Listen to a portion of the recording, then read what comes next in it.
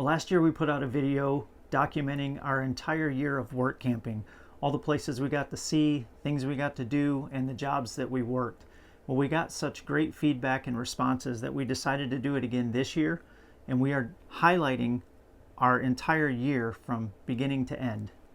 And just in case you're new here, we are Matt and Laurie, and we have work camped our way across the United States and supported our full-time travel lifestyle solely by work camping. And I have had a couple of remote jobs sprinkled in along the way, but not consistently for the whole time that we've been on the road. So we're just here to help you see that you can totally get out there and live your full-time travel dreams. There's always a way to make it work, and we just want to show you what that actually looks like. Well, the prior 2 years we worked in Florida and we decided to do something different. So this year we went to southern Arizona. Yes, we spent the entire winter in the sunniest city in the entire world, and it was incredible. I don't ever see us wintering in Florida again. No, we absolutely loved it there. So I worked in a mailroom at an RV resort, and this was the first time ever in all of our work camping that I worked for site only. Because of the location that we were going to, he had to go out and hack work camping and find a job. Yeah, we thought that was going to be easy. We thought no big deal. We'll just find a job. But it was pretty hard. All right, I got my first application. My wife was just telling me she's working with another lady in the post office. Her husband is retired law enforcement, and he's been looking for 2 weeks and not been able to find anything here local. So sounds like it's going to be tough to find a job, but hey, got my first application, so I'm going to get this filled out. I'm going to turn it in and continue. I think I went to 23 different places, putting in applications, networking, talking with people, boots on the ground. I also put applications in online. But it ended up paying off going door to door because somebody referred a construction company to me, and I started working for a construction company. He worked for wonderful people and was, at the end of the season, was told, if you ever want to come back, we will take you back any winter. So that was awesome. There were two negatives about this season, in my opinion. The first was the financial aspect of it. It set us back financially because usually we're both working. So we're both working, we're getting our free site, all of that. We thought when we went there, we were going to have a little bit higher paying job. So while you were even working over 40 hours, it didn't matter because it still wasn't the equivalent of both of us working. Right. Second part was we didn't have time to enjoy the area, which we were really hoping to enjoy southern Arizona. So working 5 days a week and only having the weekends, it kind of put a little damper on it, but we still loved southern Arizona. Yeah, we had to spend one of those days meal prepping, grocery shopping, doing all of our errands, all of that kind of stuff. So it definitely wasn't the experience we were hoping for, but we still absolutely loved the weather in Arizona. It was amazing. And we loved the resort. We loved where we were. It was a beautiful place. We really enjoyed it there. Yeah. So like I said, I worked in the resort mailroom, and so I would go to work at 7 a.m. and I was off at 3. And we would sort packages. We would give the packages to the people who would come to the window. We would sort all of the mail. So all of the first class, all of the bulk mail, everything. It was a huge job. We would have to unload the mail trucks as they arrived. And it was a lot of heavy lifting. It was a lot of manual labor that actually kind of surprised me, but I absolutely loved it. There was not one single day that I went to that job that I didn't look forward to going. Yeah, you really did enjoy that job. The construction job I landed, I was driving a water truck, and it was really cool learning that trade, seeing how you grade parking lots and working with a great group of guys. It was a really cool experience. The owners were awesome. I really enjoyed it. He took me over to one of the job sites that he was on and took me over in the beginning. And then at the end, when it was finished, it was a gas station, right? Mm-hmm. And so we got to see, with no gas pumps, with just this bare parking lot, and then how it completely transformed into an actual gas station. And by the time we left, it was a fully functioning open gas station. So it was really cool. It gave me an appreciation for the construction trade, as far as like, you take nothing, and turn it into something major. That's very cool. It was very cool. One of the things we always talk about loving most with work camping is that you are staying in an area for 4 to 6 months, so you're able to go out and explore all the surrounding areas. And while we didn't get to explore what as much as we wanted to, we did still get to go to Joshua Tree National Park 2 times, and that was so much fun. It is cool. Not all national parks are the same, so it's really neat to be able to see the differences. We had a lot of fun. When we went back the second time, it was windy and we had seen wind warnings on the weather app. We were like, oh, it'll be fine. Well, it's going to totally be okay. Oh my goodness. We were almost blown away. But also, if there's wind warnings in the desert, you don't want to go. That was, It was pretty crazy. and it was cold. Yeah. So, but we had so much fun going to Joshua Tree a couple of times. We also got to go to San Diego, and that was a lot of fun. It's something we both always wanted to do. We wish the weather conditions were a little bit better. It was pouring down rain and it was cold, but we got to go to the beach and watch some people surfing. We also got to see some seals. It was just a fun day trip. It was the whole reason we went there, though, was to go to Carlsbad so that I could fulfill a dream that I've had for so many years, and that was to see the ranunculus fields. And it was amazing. It It was, was so amazing. even coming from a guy's perspective, that was a lot of fun. It was beautiful, and just to see all that color was really cool. Yeah, so we had to purchase our tickets in advance, and it didn't matter if it was rain or shine, we had to use our tickets on that day. And it was cloudy as we were driving there, and it actually literally to the minute of us walking out to the parking lot, it started raining while we were in the parking lot to leave. But the weather held out the whole time we were there, and we got to take tons of pictures and videos and just really enjoy it. Oh my goodness, those flower fields are so beautiful. It is. And then you have the ocean off behind in the distance. It was really cool. If you have the opportunity to ever go there, I highly recommend it. It's the flower fields in Carlsbad, California. Yeah. Then we also went to Mexico. We made a trip there. Um, it was kind of dual purposes. It was for one, just for fun and to experience it, but also we had some dental and optical appointments. So we went and crossed the border. Even if you have health insurance, going to Mexico for your dental and your optical, you are going to pay so much less than you do in the States. For us, even with insurance, it's a crazy difference. So it was to our benefit to go and get him new glasses and an updated eye exam. And then we both had consultations for dental work. One evening in April, we got a call from our son that he had a doctor's appointment that day and found out that he might have cancer. And he was told, that was on a Wednesday, he was told that he was going to be in surgery on Friday morning. And we couldn't have even booked flights if we needed to at that point. It was so late and so fast. So that started something that we were never expecting. Yeah, we were planning, we already had a job lined up in Colorado. So, For the summer. yeah, for the summer. So that kind of put us in limbo at that point. We didn't know what we were going to be doing. Yeah, there was a lot of unknowns.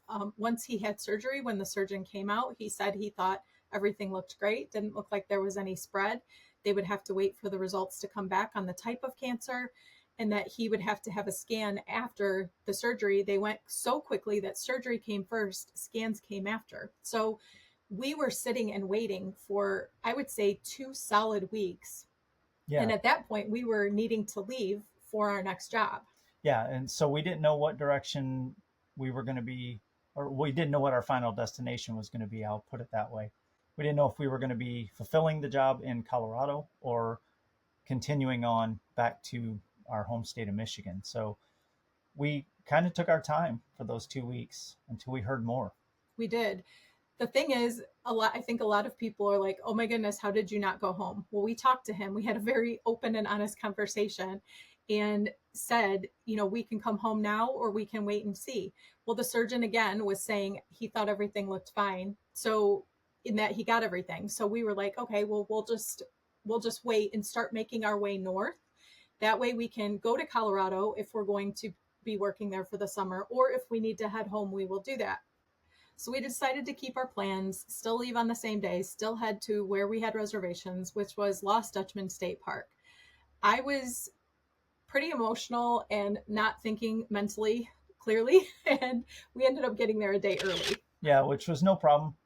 They had our spot open that day anyway, so we just got to spend an extra day there, which we're so thankful because that was such a beautiful place. It was. It was in the 90s when we were there. It was, I think, very warm, but it was still, we were able to completely leave our windows open the whole day. And it wasn't like we were miserable. It was weird. I Yeah. guess maybe because we're from Michigan, 90 degrees equals like dripping sweat. Yeah, that Arizona climate is so different. That 90 is really comfortable. Yeah. The Superstition Mountains are right there, and they are absolutely gorgeous, and you can see them from anywhere in the campground, and it's just beautiful. But I remember saying to you, I'm going to the top of that mountain. yeah, I wonder if I could get up to the top of that. And I even texted a buddy, and he's like, oh, you can do it. So I did. I ended up climbing the Flatiron Trail and going to the top. And it was a tough climb, but I tell you what, it was so much fun. It was absolutely beautiful.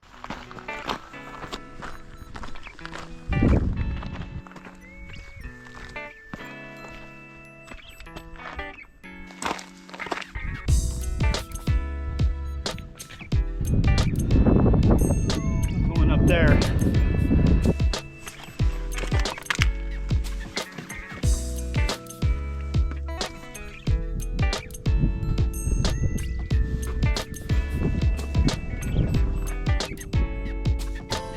I made it up here all the way to the top, right where I wanted to get to.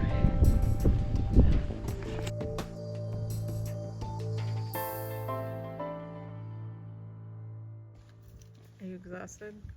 Yeah, I'm pretty tired. Are you glad you did it? Yeah, Good. it's insane. To think that I just walked all the way up to the top of that. Uh-huh. The only reservations we could land at Lost Dutchman were 3 nights of boondocking and 1 night of water and electric. And we had plans for this whole trip north to boondock our way to Colorado, and we don't do that. We're full hookup people. But this was a great opportunity. This was great for a test run. We were able to use our generator within the hours that they allotted them, and it was good practice for us. It was, and it was worth every second. I can't say enough how much I love Lost Dutchman. So next we made our way up to Rye, Arizona. That was our first major boondocking area. That was an adventure. It was a learning experience. I'll put it that way. For me, I learned that you really have to plan. You were in charge. Let's just be honest about this whole thing, okay? You were in charge of making the boondocking plans. I was telling you, you can't just go and boondock. Like, I've watched so many people on social, he's not on social media, so he doesn't understand. Like, I've watched so many people on social media who talk about how in-depth you have to go with boondocking, how you have to look at Google Maps, pull in on the map and make sure everything is good to go. Which I did. She shared some of that with me, so I did look on Google Maps, and I did look at the roads, and I also used some apps and found some areas that had multiple boondocking places. But that's as far as I went with that. So I did learn that you actually have to click on those, read the reviews, get as much information as you can. You can't just show up and say, oh, we'll just find a spot. We made our way to Flagstaff for more boondocking. And what I've learned the most about Arizona is how beautiful and diverse it is. It is. And Flagstaff is another really cool city. Absolutely loved Flagstaff. We ended up finding this boondocking spot, I feel like in the middle of nowhere. Mm-hmm. And it was so breathtaking. We could open our door and see the mountain, and it was snow covered. Sunsets there were incredible. It was so peaceful. It was just amazing. Yeah, nobody else around at all. Yeah. So this is where we ended up getting final test results. And my memories of Flagstaff, while it was so incredibly beautiful, it was also incredibly emotional. A lot of tears here, because we ended up finding out that the cancer had spread. We realized we needed to pack up the next day and head home, and we needed to come up with a plan to be getting home because, again, we're still in Arizona. We need to get all the way back to Michigan. Yep. So we did stop in Colorado at the place we had our job scheduled for. We were able to talk with them some more. We had already talked to them on the phone, but we were able to see them in person, talk to them, see some friends of ours, and then from there start making our way back to Michigan. Yeah, and one thing that I just think is so cool to mention here is we had planned to work there, and she didn't know us. Mm-mm. She didn't know us at all, but she knew what we were going through. And when we said that we were going to come and see our friends on our way home, she said, I want to take care of your stay for you. You don't have to worry about anything, it's covered. And that just meant so much to us because, again, we had just had a tight financial season, but then we're also going through this super emotional experience, and it was such a gift that she gave us. We also got to enjoy Ouray on our way home, the $1 Million Highway. We took the RV over that, and that was absolutely amazing. And the little town of Ouray was so cool. It was neat. Yeah, I agree. We got to hike the Rim Trail, I think it's called. I'm not completely sure on that, but we got to hike that, do a little bit of shopping in town, and just really enjoy that small mountain town. It was neat. But the $1 Million Highway, oh wow. What would you say about towing on the $1 Million Highway? I didn't think it was bad at all. I mean, there are no guardrails in a lot of areas, so you just have to be careful, be paying attention. But in my opinion, it wasn't that difficult. I thought sitting in the passenger side that I would feel like I was going to fall off the edge, and I actually really enjoyed it, and I'm terrified of heights. But it was so beautiful, and would you like to go back? I would go back, yeah. I would love to go back and do the $1 Million Highway multiple times. It was a wonderful experience. So as we're making our way through Colorado, we ended up having setbacks along the way. Our TPMS, which this is a side note, if you're getting into work camping, hitting the road full time, you need to have a TPMS, a tire pressure monitoring system. I think it's one of the most important purchases you could ever make. Yeah, so we ended up, it went off on our way to our boondocking spots in Arizona, but also multiple times in Colorado. Yep. And we ended up having tires going down. It was valve stems. It wasn't actually, like torn, shredded tires or anything. So our valve stems were going bad and the tires were going down, and we were getting notified and getting those fixed along the way. So we are so thankful for our TPMS. One of them was in Aspen. That was, it was just, you're on the side of the highway, cars are whipping by, not necessarily getting in other lanes. This is our first experience of it happening on a major highway like that. The other purchase I think is extremely important is a air compressor of some sort, a portable.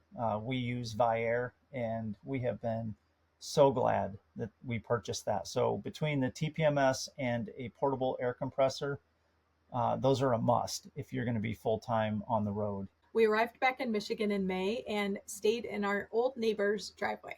Yeah, she is so great. We love her so much and are so thankful for her. When we're mooch docking in her driveway, we have no running water in the RV. So we are relying on using her house for showers and dishes and laundry. And she's so gracious to us. We've talked about this in another video, but it's also challenging, not gonna lie. I guess all of our boondocking experiences were kind of preparing us, but even when we're boondocking, we still have running water. Yeah, we use our fresh tank, and we can't even do that here. So as far as jobs go for this time, at this point, we are not sure what this is going to look like, but we know that our son has to have treatment, and we know that it's going to be all summer. So we knew at least for the summer, we're going to be here. I started looking for a remote job. Yeah, and I started working for the ag company I worked for last year. So it worked out perfect. They needed somebody, and I was available. So they were thankful. I was thankful. It was perfect. Yeah, at that job, we've talked about in past videos, you make really good money there. So we were able to make up for the financial losses from our winter season. And he also has benefits at that job. Yep. He gets paid time off, full health insurance, just a 401k. Yeah, they're great people and a great company. So I enjoy the work. Working for an ag company is a lot of fun. I ended up finding a remote job, and I still work for an RV related company. So you were working days for that company, and I was working 3:30 to midnight. And that actually worked really well for us because I was able to work on our Why Not Wander stuff during the day. And then we sit here every single night, do the same thing every single night. So it's just the perfect fit for us because it's like I'm going to be sitting there either working on stuff or working for my job.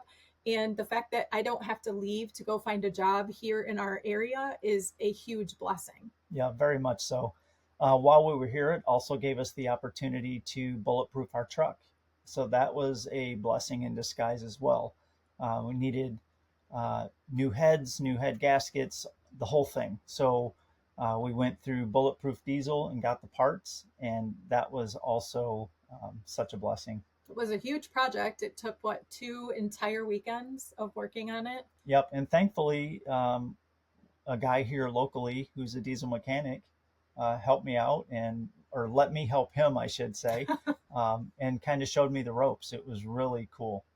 Also, this summer, we got to wallpaper the bedroom, which is something I've been wanting to do for a long time. And it was so fun to be able to finally up the game in the bedroom. It looks so good. It does look cool, and she even let me put my deer European mount in there. So So our son finished treatments in September and had scans, and we ended up finding out that things were clear. So we, in the back of our minds, were thinking if everything was fine and he was doing well, we would still go to our Minnesota work camping job. yeah, we not only love that job, but we need that job. It pays really well. It's a short period of time. But again, I love the work. So we always look forward to going back there. And we needed the money to pay back the truck repairs that were just done because we knew it was coming eventually. We just didn't know it was going to be this soon. And it was a lot of money. Yeah, it's not cheap to bulletproof a 6 liter diesel truck. So um, the farm job was a blessing. But the morning we were getting ready to leave for Minnesota, packed up, completely ready to go. Last thing we're doing, putting slides in. And guess what? Yeah, our slide wouldn't go in. This is not the first time this has happened. Travel day problems, trying to leave, but our Schwintek slide won't go in. We've already had it replaced once.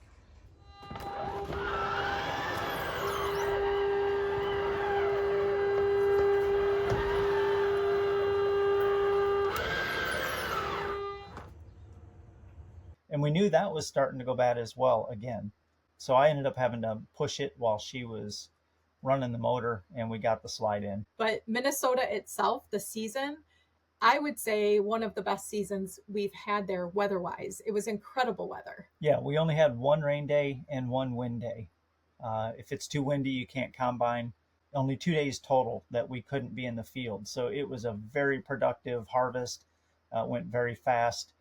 They actually switched me over to sugar beets, which was actually a lot of fun. I did that last year for 10 or 15 days, but this year I was on it for the full season. And then once we finished sugar beets, all of us switched over to the field corn and soybeans. So it was a lot of fun this year. Beautiful weather. The thing with the beets last year compared to this year, last year they pulled you off because of horrible weather, or they, pulled you off to go onto beets because of horrible weather. This season, things were so dry that it just went so fast, and you guys were able to work day and night, right? Yeah, we worked 24 hours. Yeah. Yeah. So it was a great season. The only difference with this season in the years that we've been there in the past for me was I haven't been working the last few years when we've gone there. So I've been able to be 100% support role and make all the food and all that. I still did all of that this season, but I also did that working my full-time job. I would summarize this season, instead of it being a refreshing fun season, for me, I was just tired. I was so tired, but also just completely tired from this whole year, the emotions, the mental, all of it. It's just been a very tiring year. The last week I think we were there, we did get snow in Minnesota. Yeah, it wasn't very much, but we did get a little bit, and that's the first time since we've been there we've had any. So after Minnesota, we knew that we were going to need to get the slide looked at. Yeah, we made a stop in Elkhart, Indiana, or close to the RV capital of the world.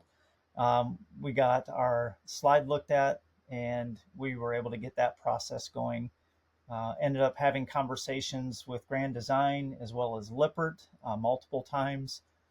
So we are in the process now of getting the slide fixed. We're actually going to cover all of that in our three-year review of our Grand Design Imagine.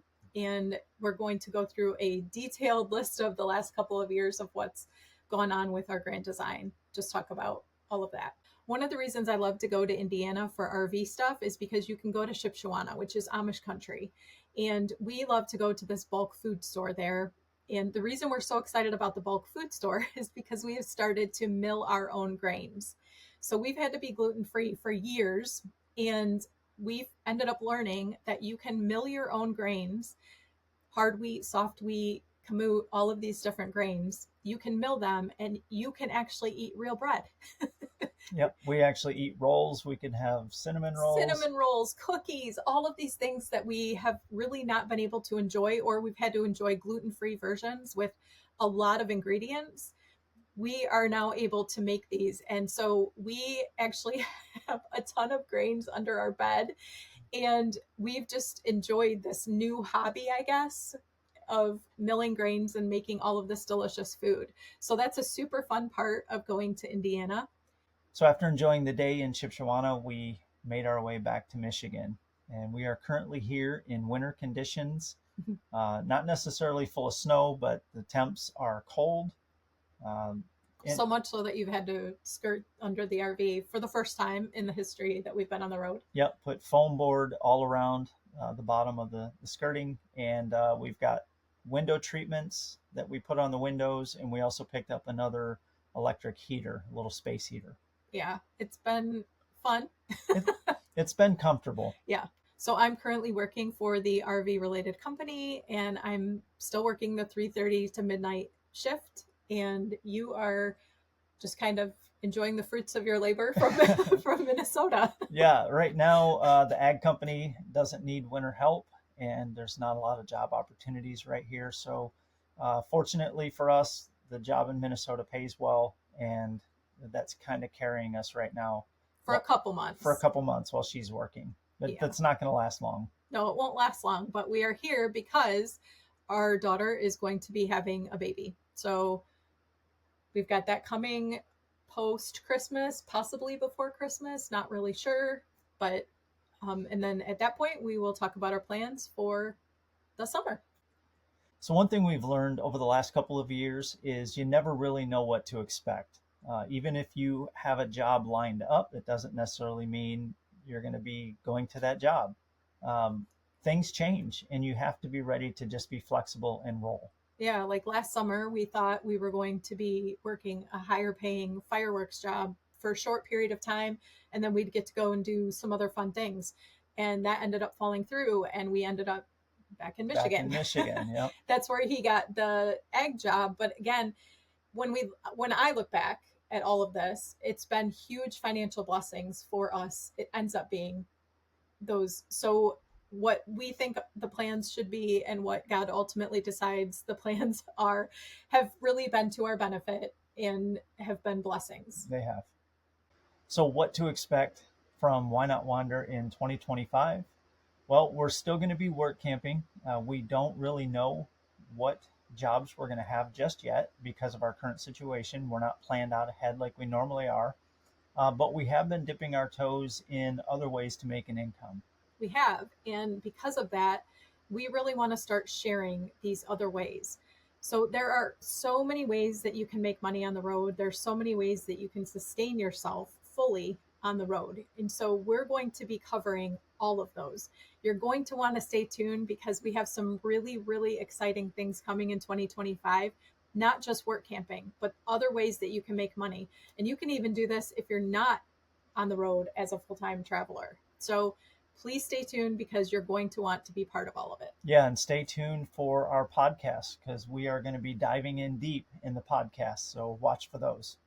If you're interested in work camping and wonder how in the world does everybody find jobs, I've created a one-of-a-kind resource. It's 35 websites that you can use to find work camping jobs. And if you would like to receive this guide, you can go to the link below and we will have it there for you. We'll send it straight to your email. but I've put so much time into this guide, and I make sure that I list out like these jobs provide housing, these jobs provide benefits, these jobs are great for this season or that season. And so if you're wanting to work in a certain location, I make sure that I cover all of that, national parks, that kind of thing. So if you're interested in that, again, the link is below and we would love to send it to you. Now, get out there and wander.